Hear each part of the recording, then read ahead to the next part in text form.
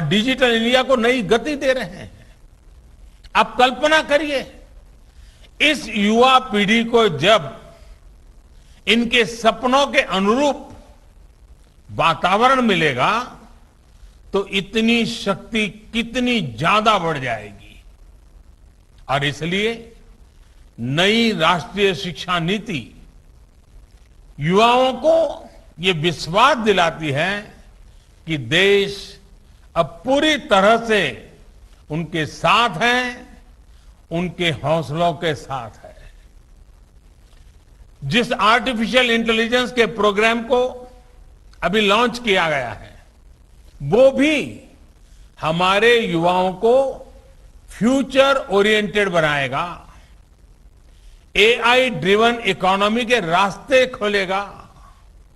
शिक्षा में ये डिजिटल रिवॉल्यूशन पूरे देश में एक साथ आए, गांव शहर सब समान रूप से डिजिटल लर्निंग से जुड़े, इसका भी ख्याल रखा गया है। नेशनल डिजिटल एजुकेशन आर्किटेक्चर यानी एनडीआर और national education technology forum NETF इस दिशा में पूरे देश में डिजिटल और टेक्नोलॉजिकल फ्रेमवर्क उपलब्ध कराने में अहम भूमिका निभाएंगे। युवा मन जिस दिशा में भी सोचना चाहे, खुले आकाश में जैसे उड़ना चाहे, देश की नई शिक्षा व्यवस्था उसे वैसे ही अवसर उपलब्ध कराएगी। साथियों, बीते एक वर्ष में आपने भी ये महसूस किया होगा कि राष्ट्रीय शिक्षा नीति को किसी भी तरह के दबाव से मुक्त रखा गया है। जो ओपननेस पॉलिसी के लेवल पे है, वही ओपननेस स्टूडेंट्स को मिल रहे विकल्पों में भी है। अब स्टूडेंट्स कितना पढ़े, कितना समय तक पढ़े, ये सिर्फ बोर्ड्स और यूनिवर्सिटी नहीं तय करेगा। इस फैसले में स्टूडेंट्स की भी सहभागिता होगी। मल्टीपल एंट्री एंड एग्जिट की जो व्यवस्था आज शुरू हुई है, इसने स्टूडेंट्स को एक ही क्लास और एक ही कोर्स में जकड़े रहने की मजबूरी से मुक्त कर दिया है। आधुनिक टेक्नोलॉजी पर आधारित एकेडमिक बैंक ऑफ क्रेडिट, इस सिस्टम से इस दिशा में स्टूडेंट्स के लिए रिवॉल्यूशनरी चेंज आने वाला है। अब हर युवा अपनी रुचि में, अपनी सुविधा से कभी भी एक स्ट्रीम को चूज कर सकता है, छोड़ सकता है। अब कोई कोर्स सेलेक्ट करते समय ये डर भी नहीं रहेगा कि अगर हमारे डिसीजन गलत हो गया तो क्या होगा। इसी तरह structured assessment for analysing learning levels यानी सफल के जरिए स्टूडेंट्स के आकलन की भी वैज्ञानिक व्यवस्था शुरू हुई है। ये व्यवस्था आने वाले समय में स्टूडेंट्स को परीक्षा के डर से भी मुक्ति दिलाएगी। ये डर जब युवा मन से निकलेगा तो नए नए स्किल लेने का साहस और नए नए इनोवेशंस का नया दौर शुरू होगा। संभावनाएं असीम विस्तार होगी। इसलिए मैं फिर कहूंगा कि आज नई राष्ट्रीय शिक्षा नीति के तहत जो ये नए कार्यक्रम शुरू हुए हैं, उनमें भारत का भाग्य बदलने का सामर्थ्य है। साथियों, हमने आपने दशकों से ये माहौल देखा है। जब समझा जाता था कि अच्छी पढ़ाई करने के लिए विदेश ही जाना होगा, लेकिन अच्छी पढ़ाई के लिए विदेशों से स्टूडेंट्स भारत आए, बेस्ट इंस्टीट्यूशंस भारत आए, ये अब हम देखने जा रहे हैं। ये जानकारी बहुत उत्साह बढ़ाने वाली है कि देश की 150 से ज्यादा यूनिवर्सिटीज में ऑफिस ऑफ इंटरनेशनल अफेयर्स स्थापित किए जा चुके हैं। भारत के हायर एजुकेशन इंस्टीट्यूट्स अंतर्राष्ट्रीय स्तर पर रिसर्च और एकेडमिक में और आगे बढ़े, इसके लिए आज नई गाइडलाइंस भी जारी की गई है। साथियों, आज बन रही संभावनाओं को साकार करने के लिए हमारे युवाओं को दुनिया से एक कदम आगे होना पड़ेगा। एक कदम आगे का सोचना ही पड़ेगा।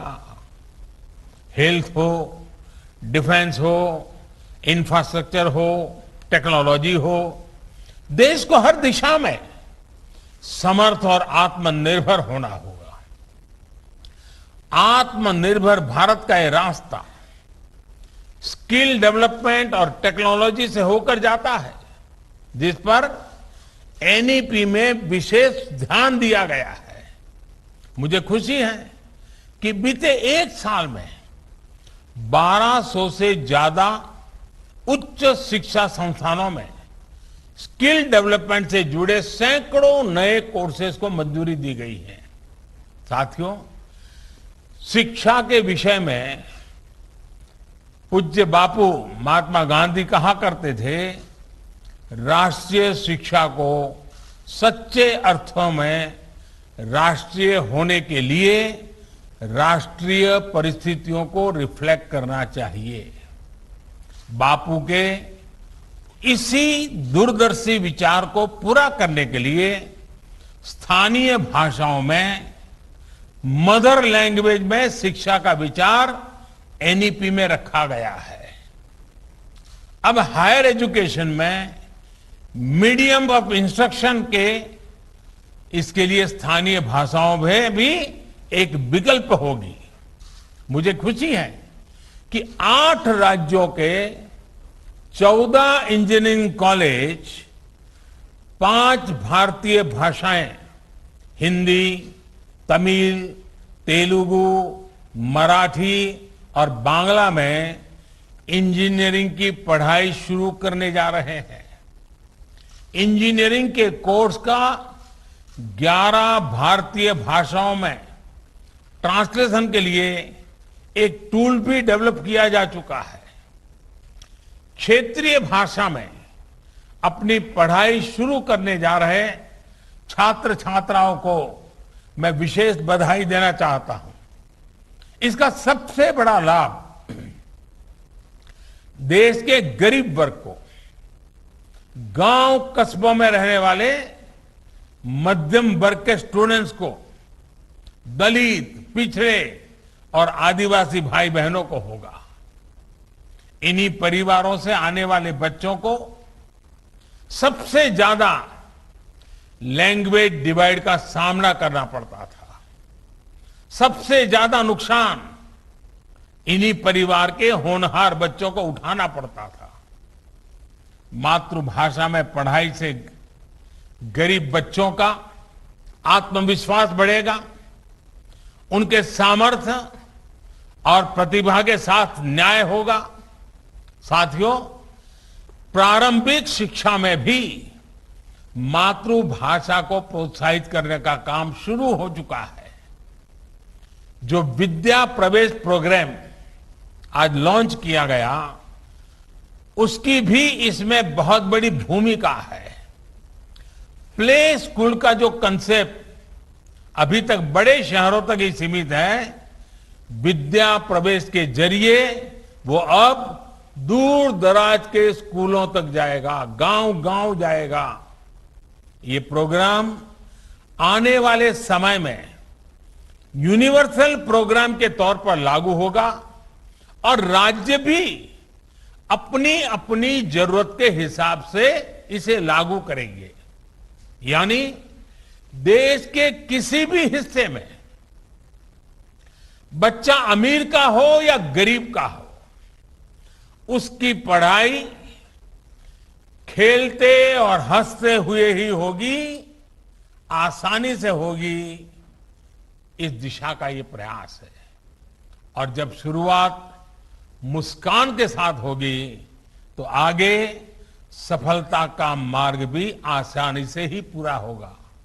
साथियों, आज एक और काम हुआ है जो मेरे हृदय के बहुत करीब है, बहुत संवेदनशील है। आज देश में 3 लाख से ज्यादा बच्चे ऐसे हैं जिनको शिक्षा के लिए सांकेतिक भाषा की आवश्यकता पड़ती है। इसे समझते हुए भारतीय साइन लैंग्वेज को पहली बार एक भाषा विषय यानी एक सब्जेक्ट का दर्जा प्रदान किया गया है। अब छात्र इसे एक भाषा के तौर पर भी पढ़ पाएंगे। इससे भारतीय साइन लैंग्वेज को बहुत बढ़ावा मिलेगा। हमारे दिव्यांग साथियों को बहुत मदद मिलेगी।